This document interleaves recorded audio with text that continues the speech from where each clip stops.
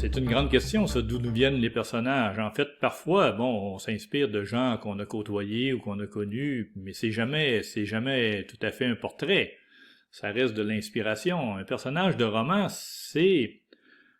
ça reste d'une certaine manière vaporeux parce que on veut que ce soit le lecteur qui se forge d'une certaine manière sa propre image du personnage.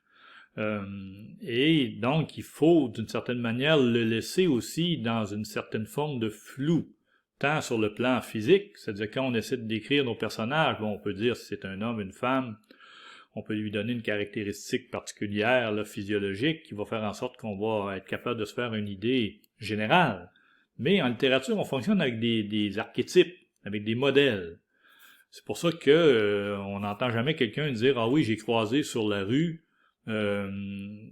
quelqu'un qui ressemblait beaucoup à tel personnage. » Mais tel personnage de roman, peut-être dans un film, hein, on peut avoir des sosies de comédiens, ce genre de trucs-là.